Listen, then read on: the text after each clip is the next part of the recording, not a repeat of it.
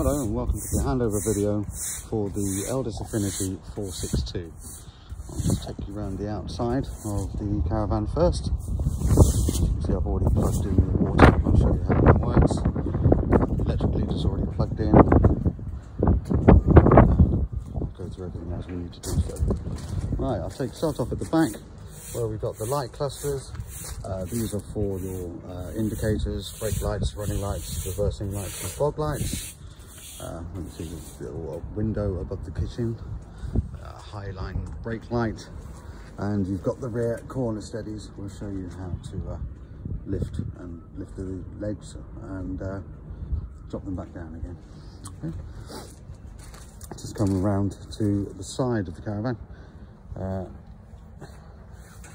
And here you've got the waste pipe outlets. These are the wastewater, the grey waste as we call it, for from the shower, the sink, well, the two sinks, one from the bathroom and one from the kitchen. Okay, then we have the very important stuff at the toilet. So I've actually already unlocked this, but this is the area where the pink fluid and water diluted goes in. Check on the actual pink fluid that you use, the directions to see what the mix should be. I usually put about a capful of pink fluid into about 2 litres of water. But please follow the instructions. Under here we have the toilet cassette. Lockable, I have unlocked it. It's a 1/4 turn lock. So just to standard Thetford toilet. To remove the cassette when it requires emptying, just lift the orange handle and pull it out towards you. Okay. This handle does lift right up, so you can carry away your waste on wheels to the chemical point. Right. To empty, this needs to be turned down. The top comes off, undoes, the cap I should say, and then you lift to release all the fluid and press the orange button at the top. That will release any airlock. Make sure everything is removed. After you've rinsed out the cassette by removing this, sliding this back and opening up the cassette to rinse out, to clean it. You may see in there is a little float. When the cassette is full, there will be a light that comes on in your toilet compartment, but I'll show you that later on in the video. So once all rinsed out, close that, replace the cap. Now this cap here that goes over the funnel part has some markings on it to show how much blue fluid to go in. Again, depending on which fluid you're using, you can just read the instructions to find out how much water you need to add to the solution. And that just goes back on. Put that back in, and then lift back into the system, into the bay. So I'm just trying to show you here. There is the drain down for the pink fluid. So if we're in winter, or if you're going to be the caravan's not going to be used for a long time, just remove that bung and empty out the excess pink fluid. You don't really want that freezing up. Okay. So cartridge goes back in, as simple as so, and then shut.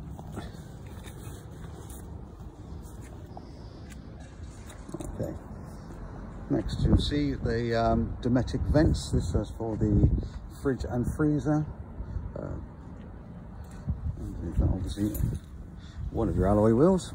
The nuts are torqued up to 130 Newton meters, and they should need to make sure that they are at the correct torque setting each time you travel, is the recommendation. You can see there's the Evolution, the PowerTouch Evolution auto engage motor mover on there. We'll show you that part a little bit later on in the video.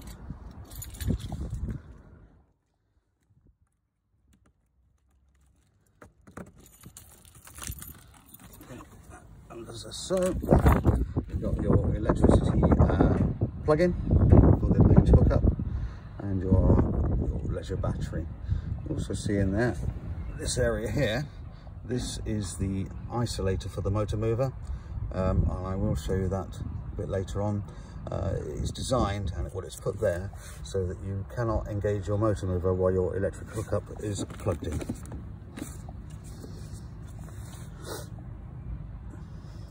The battery compartment is your water inlet. This has got the whale water pump and an aqua roll. Just to show you how this works, this cap slides up a little bit to pull that out. When you arrive on site and fill up your aqua roll, put the pump in as close to horizontal as you can. This literally pushes in and that flushes down.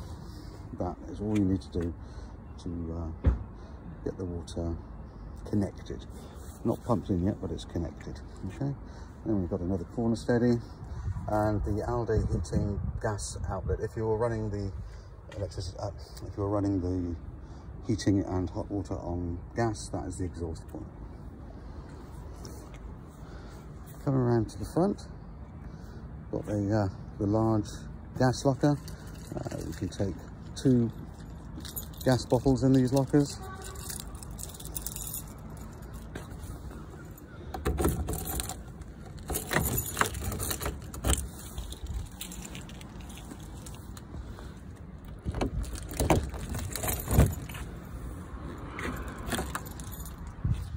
Okay, so we've got area for 2 gas bottles. We're set up for a propane. It's got a propane, we call it the pigtail, but the propane pipe. In here you've also got your electric cable. You've got some Alco wheel locks in there. And you've also got a wheel brace and the bar to disengage the automatic movers should your battery ever run out. Also in there, that's just the bag for your water.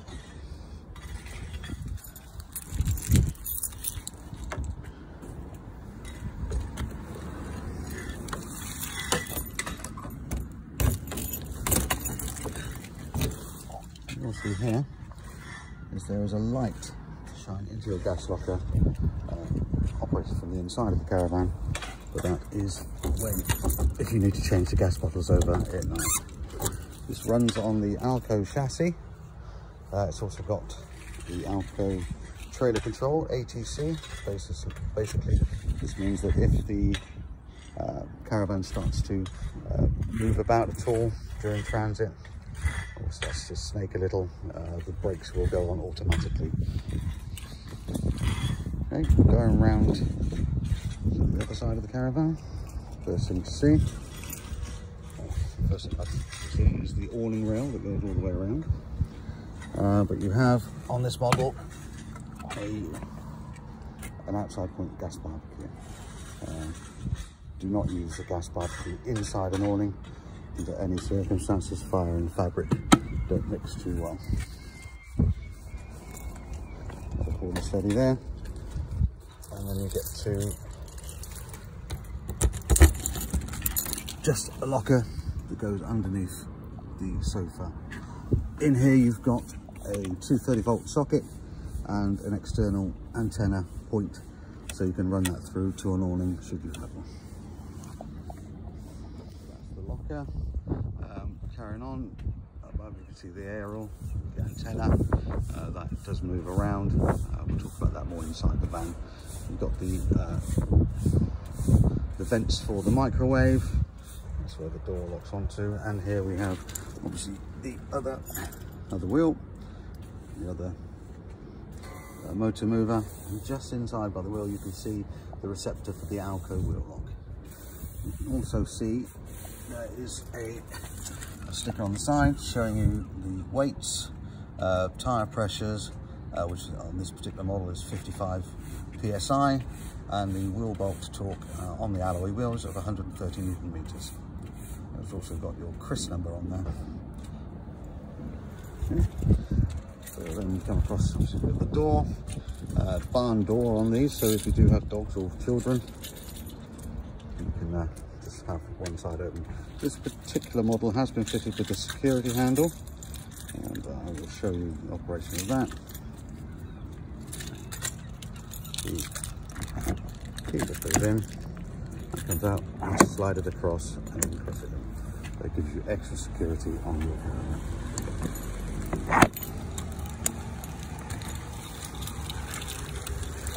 If we go into the caravan, I do want to show you that this model has, the Affinity models do have an alarm. This is the fob. So the top button, press once, that means that the alarm is now active. So if there's any movement inside, or if one of the legs starts being moved up, the alarm will go off. To clear that, so press the button again. 2 beeps means that the alarm is now off. There is also a panic alarm button on here. So if you were to press that and keep that pressed down, the alarm will go off. Chances are the only time that really goes off is when the keys are in your pocket and you turn them on by mistake. Entering into the caravan, unlock. There is a mirror in front of it. I will try to avoid that to scare you too much. So we've got the step that was supplied. Down here we have the motor mover remote control, which we'll go through later on. And up into the caravan.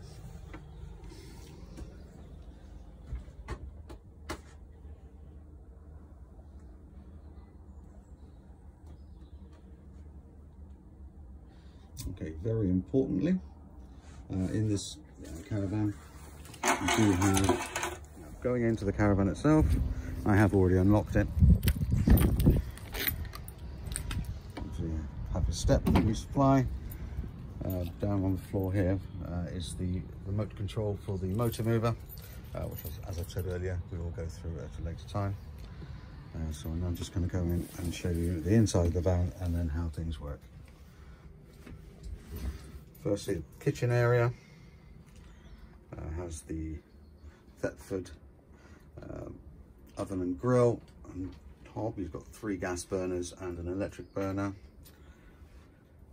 That's the bathroom door. I'll take you through there in a minute. The fridge, I'll show you the operation of that.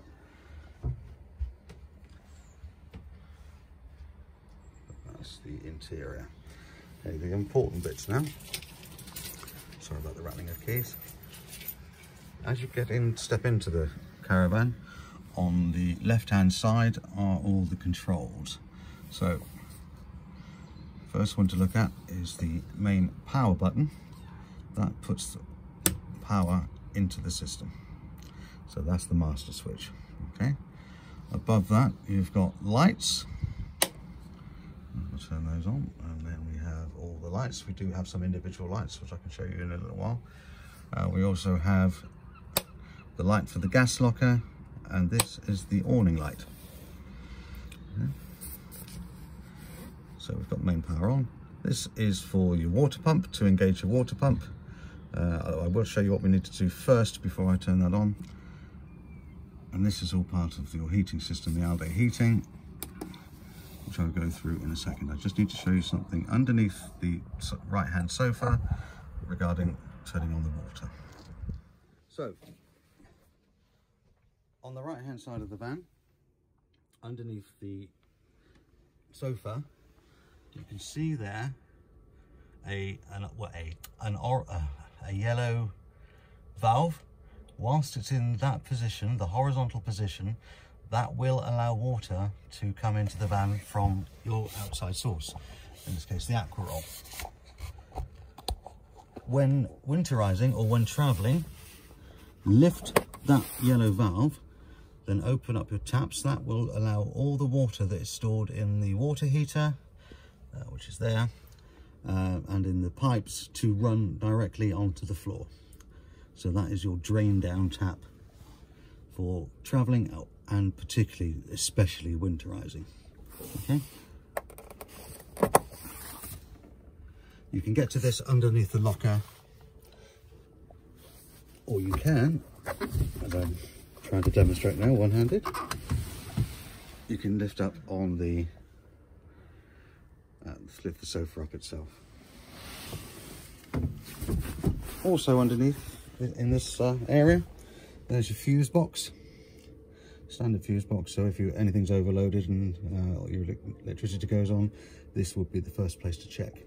You also have here a gas isolator, so that can be used if you're, for example, if you were using butane, which doesn't have a tap on the gas bottle itself, you could isolate from there. There is also the gas isolator for the fridge if you are ever running the fridge on gas only. Now that's the thing there. This is, as I was saying, the water pump. To activate, just press that and you see the light will come on. That will now allow water to come in to the caravan. Here, as we have the tap left on, the tap was gurgling as the water comes through the system. It does take a little while to come through. It will need bleeding through the system if it's been empty. Water's coming into the caravan in the right way. And next, I'm going to just have a quick go through on the Elddis heating system. Right, so turn it off to start with. Right, the power on button is this one. So turn the power on and you will get the screen saying Elddis Compact 320, 3020. And then you're into the system. Press menu for the initial system.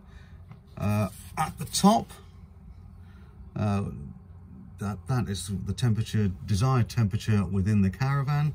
And to amend that, literally just press on, it's a touch screen, so press on the minus to take it down, press on the plus to increase the temperature.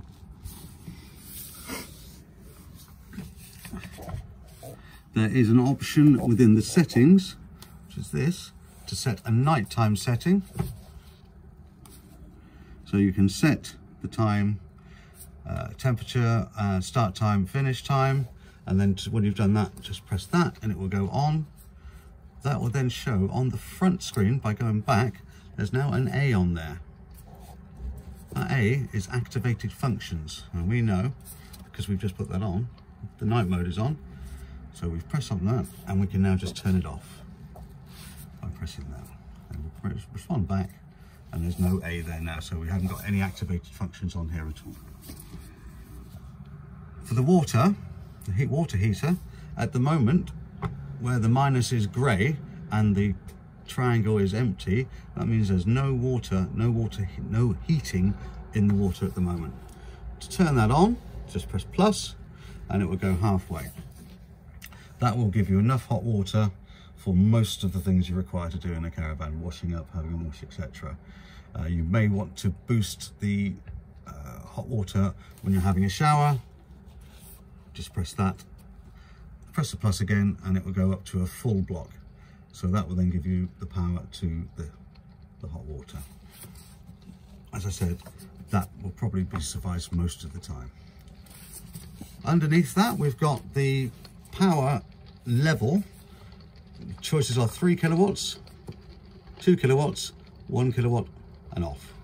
So this is not the amount of power going into the caravan, this is just the amount of power being used on the heating system and hot water system. 1 kilowatt will heat things up, but very slowly. On most UK sites, 2 kilowatts is more than enough to warm everything up as you would require. If you were in need of a boost on the heating, you can go up to 3 kilowatts. However, when you're on 3 kilowatts and you decide to put the kettle on or anything, you may trip the switch because most of the power is being used to go to the heating. So 2 kilowatts is more than sufficient. You can run the system on just gas by pressing the gas icon. However, if you're on an electric hookup, I would suggest using the electric. Back in the settings, there are many settings you can go through, which is why we give you a book to go through at your own leisure. Okay, that's the Elddis heating. If you have any questions, you can always just give us a call. Last but by no means least, down here you've got, if you press on it, it will show you how much power you've got available to you at the moment. We are plugged into the electricity and it's showing 13.4 and 13.5 volts available to us. Okay. Right. Moving around, on the left hand side you've got a microwave. I'm not going to teach you how to use a microwave, it does come with the book. You might have the fear of seeing my face every now and then, so I do apologise for that in advance. The switch off, or the main power switch for the microwave, is in the cupboard above it. Underneath the microwave you've got a light switch, two 230 electric volts sockets. You've also got an option of a 12 volt 6 amp socket, satellite TV point and a TV point, and also 2 USB charging points. Very useful. Going around the van, as I said before, the lights, you do have some individual lights on here. So there's a little switch, you can just turn those on and off. On the locker above here, next to the microwave, we have got the radio. It does have USB port and an auxiliary port, and it's an AM FM radio, but you can connect your iPad. Above that is the signal booster and the television aerial. Now, to move the television aerial to wherever desired location, I suggest when you get to a site, have a look where everyone else is pointing theirs. This undoes, you lift up the stalk, or the antenna pole, lift it up, twist it round to wherever it needs to go. You also have the option of the pitch of the antenna. If people have got their antennas flat, you can adjust the pitch by twisting this. That will adjust. But when you travel, this must always be down.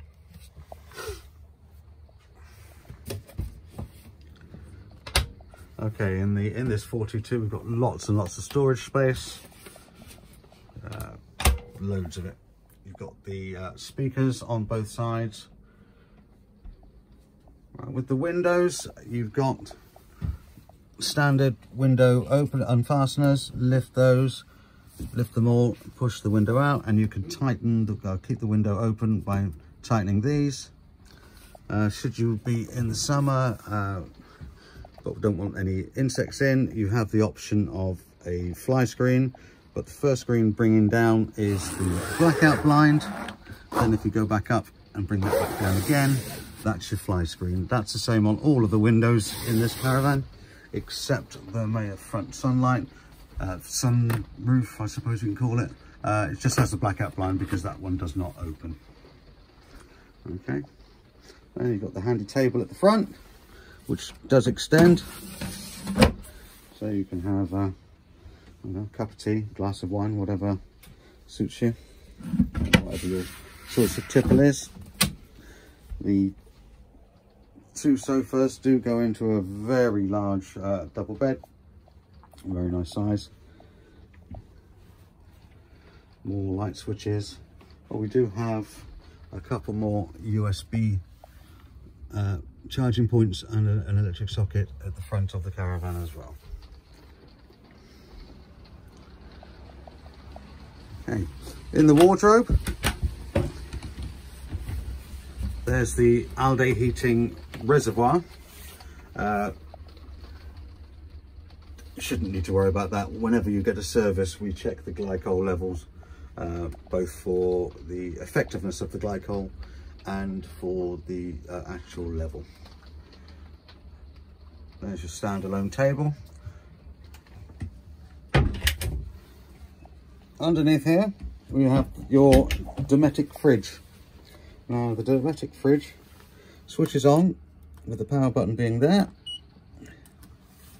There's a little diagnostic. The first one it's on is the electric. We are plugged into the electric, so we know that's working okay. Should you wish to run on gas, if you're out and about somewhere, just click on the gas and you will hear it fire up. Not at the moment because we have no gas connected, hence the warning sound. Also, there's a battery on there. That's just to run from your car battery, from your alternator. Let's just turn the beeping off because that will get annoying after a while. So if the fridge is already cold, that will maintain the temperature on a journey. It will not cool it down from the start, but it will maintain the temperature. Then we have the temperature itself of the fridge, however cold you want it. So I always put it on 4, no particular reason, I just do. The fridge freezer itself, quite a nice size fridge and freezer. The freezer compartment, lots of, you can get lots of ice or ice creams, as I found out. Okay. One thing to show you up high is the sunroof, the long sunroof. You've got a fly screen and a blind at the other end. I'm not going to open this now because it's raining and I don't want your caravan to get wet. These open up here, and then you lift it gently until it clicks. Then you can let it go.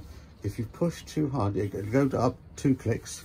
If you push too hard, it will unfortunately just keep going up and down. Okay.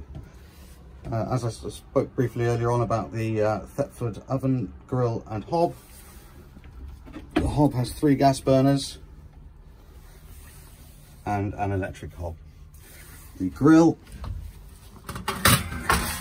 nice size grill pan.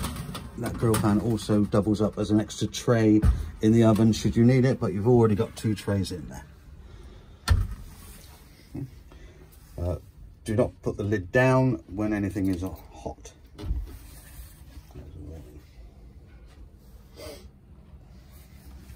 Right, next we will take you into the bathroom. Right, bathroom. It's the Thetford Toilet, which I showed you how to empty the cassette earlier on.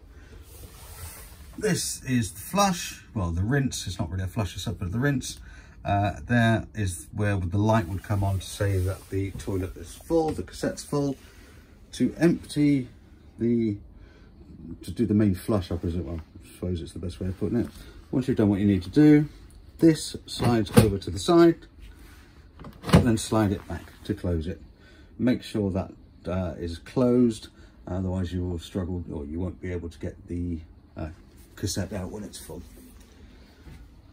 There you've got a heating rail, that's for part of the Aldi heating. Nice size cabinets above.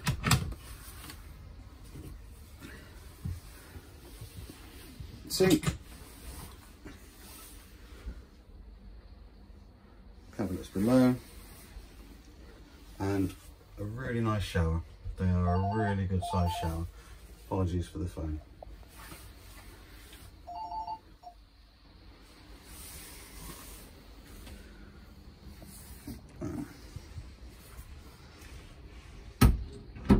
So all in all, this I just should tell you, this also has an Omni Vent. The Omni Vent is an extractor system. It can draw as an extractor out of the caravan. It can also bring cool air into the caravan in the summer, working like just as a nice fan. To make that work, you need to open up the outside vent. I'm not going to do that because it's raining. Switch the power on. And then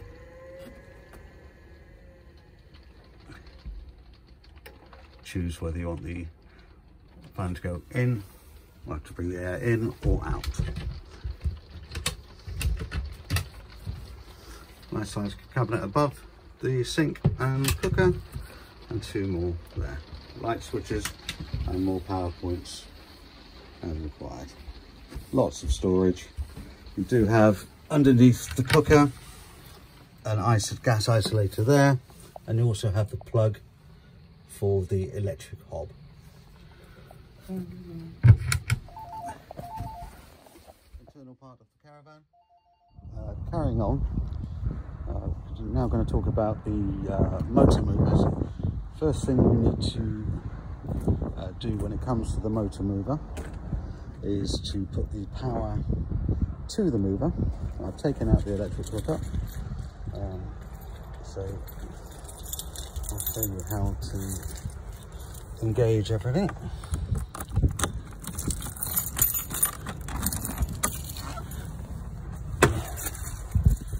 Okay. So here we've got the key that sets it cap on there. As you can see, as I've said before, it's positioned so that you can't put this key in whilst the electric hookup is in. To get power to these movers, literally just push the key in, push and twist it until it stops. That means we have now got power to your movers.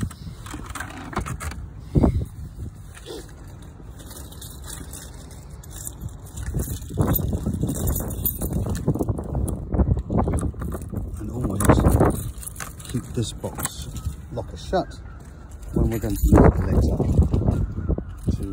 to move the vehicle. I'm not going to do the full demonstration. I will show you how to get the movers connected to the wheels, and I'll show you the remote control, how to make everything work. I did say earlier on at the beginning of the video about lifting the corner steadies. Here I've already pulled it out from the gas locker. Is the leg winder, I should say. Right, the leg winder it goes in there,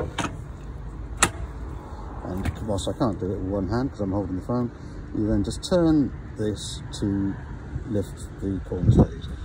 When using the motor mover, obviously all the corner steadies will need to be up.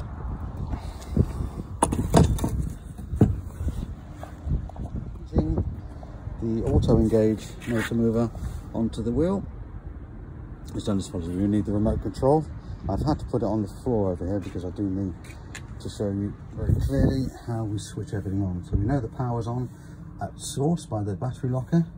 To turn the remote control on, both of these green buttons need to be pressed simultaneously.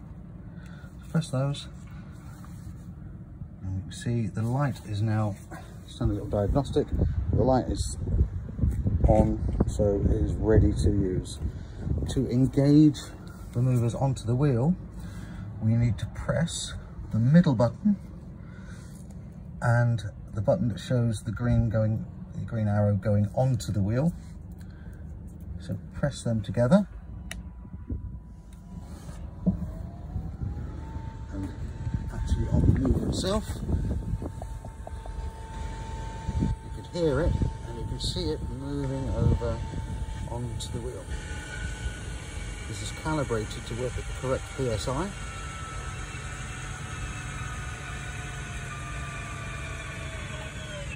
You will see now that the tick is highlighted in yellow, meaning that the motor movers are engaged. At this point, when we make the assumption that the corner steadies are up, which they're not, but we would do, we then need to take the handbrake off. It doesn't go very well with the handbrake. Okay, so if we had the legs up, we would be in a position to move. However, we're not going to do that because the legs are down. To take the motor mover off the wheel, so we need to press the middle one again and then the red one to show the arrow going away from the wheel. Press that.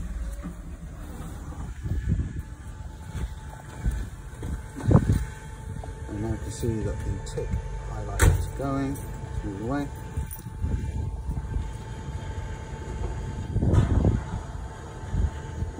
It's now coming into the X. So that's showing us that the motor mover has now disengaged from the wheel.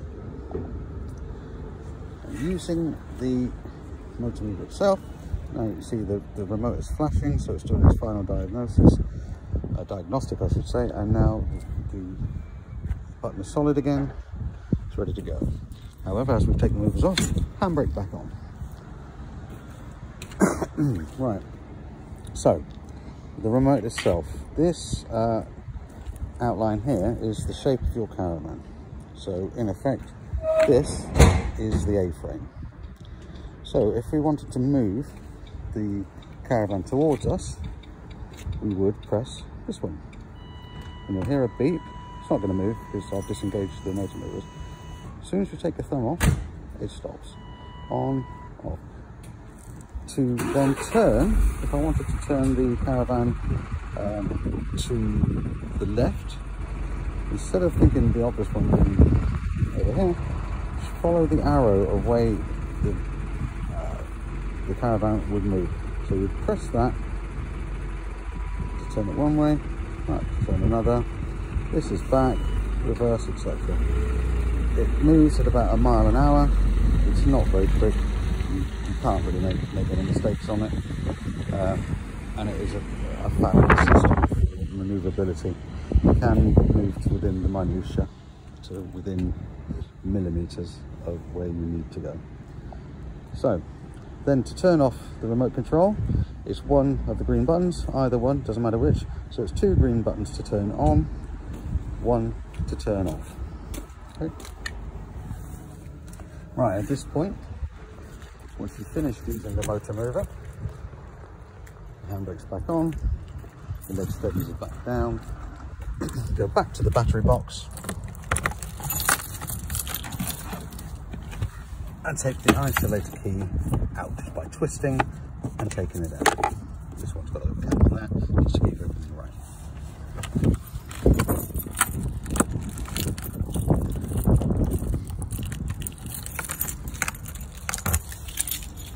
And there should be pretty much everything you need to know about the Affinity 462. If you do have any questions at any time, don't hesitate to give us a call here at Wiltshire Caravans on 01373 752 100. And most importantly now, I hope you enjoy your caravan. Thank you.